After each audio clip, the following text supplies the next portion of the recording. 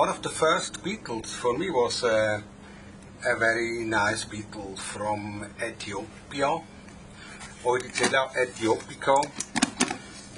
It's a beautiful and big and shiny and spectacular buffalo beetle. Why buffalo? If we put him here, I have to put him very carefully in this. If we say buffalo beetle, so we know why, because they have this spectacular horn. And I don't know whether you can see this, but if we moved it a little bit, you see the holographic shine on the pronotum between green and red, orange here.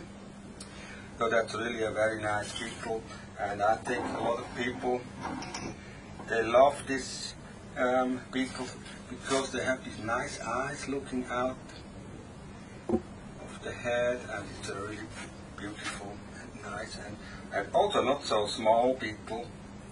So that would be also an easy species to start a breeding process with this nice rose-chever flower beetle, originally from the wet forests of Ethiopia. Now here you see why it's called buffalo beetle, because of this very nice horn. It is of course the male here, and let's see whether we find a female also here. Oh yeah, look, she's waiting here already. Normally they are very active, running around, they can fly very well also, but I think now they should have a little bit more food to eat, and I will present them something nice to eat. So here you see the female, and I had them in this 6-liter box where I have the original material in there. It's like leaves and a little bit of flake soil and things like that, and I hope of course that they have laid some eggs, but it's a little bit too early to check for eggs, because I think it needs some 2 months more so that we can go and see, because it's not very well to disturb them, especially these small kind of rose chevers. They should be able to develop themselves from an egg to an L1 larva, because they are so fragile and so tiny. I have another pair here. I hope they are well too. And also in this, here I put 3 pupal cells in, and you can see now they are empty here, the pupal cells, so they have it closed. And here we see them. This is a male here. This is also a male here. Let's see whether he's still living. Yeah, yes, of course. They just play dead sometimes when they are disturbed. But we will present them a piece of a nice mango here. Also these 2 boys, and I hope that they will stay here a little bit with us. And then I prepare for them. Look here, it's also nice to see this male here. He wants to fight against me, that's why he holds his forearms up like this, because he can impress the enemy with this kind of pose. You see here,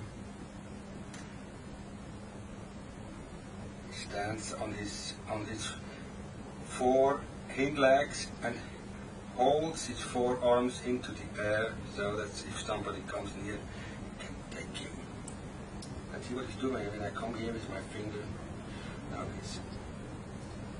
Also here you see this shiny pronotum, very nice here, this holographic structure.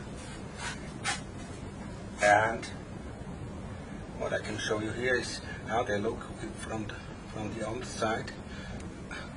It's also interesting to see.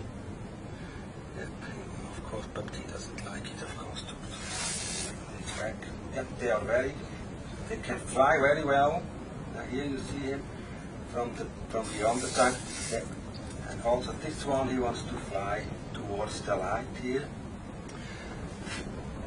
What I do with them, I present them another nice box where they can stay, whoops, for the next time. Like this. It's pretty cold in here in this room, but he still is very, very strong and good flyers. Also one escaped from the box, so you have to pay attention. If it's too warm, they are very fast. If it's cooler, like now here in this garage, that's a little bit easier to keep them like this. So I put them here. Come baby, not my finger. Yeah. Okay. So put them here on this. So come on. He wants to go on top of a branch and then start to fly, so we have to put him here on this piece of mango, I hope, so that he can be a little bit calmer here. And then we close the lid, and of course here we should also find a female somewhere, so let's have a look whether we find her. Oh yeah, here she's already, or is it a male too? No, this is a male too, look. Also here.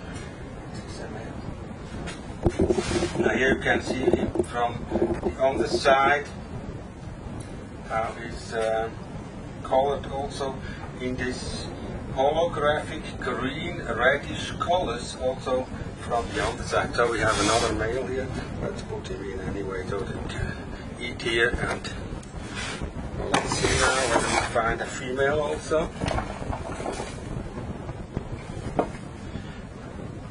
So of course here's another egg, and also if I turn it around I feel that there's something inside here, so I wouldn't try to open it now.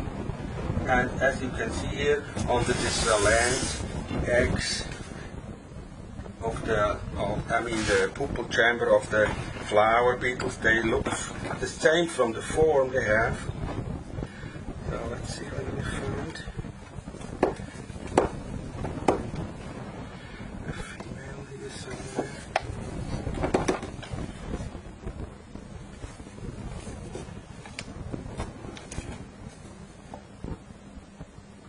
You see here's some rotten leaves mixed with flake soil here, but that should be a good thing for them to lay eggs.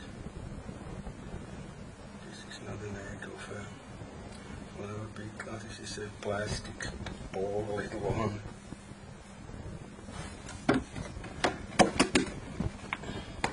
So I don't find the lady now, so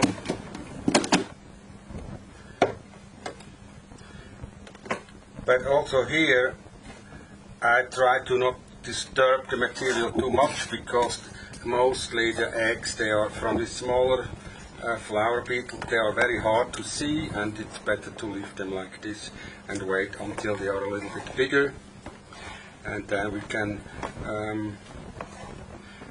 put them together in a big box, or keep them singly in smaller ones, so that you are sure that they don't eat each other if they have not enough food for themselves.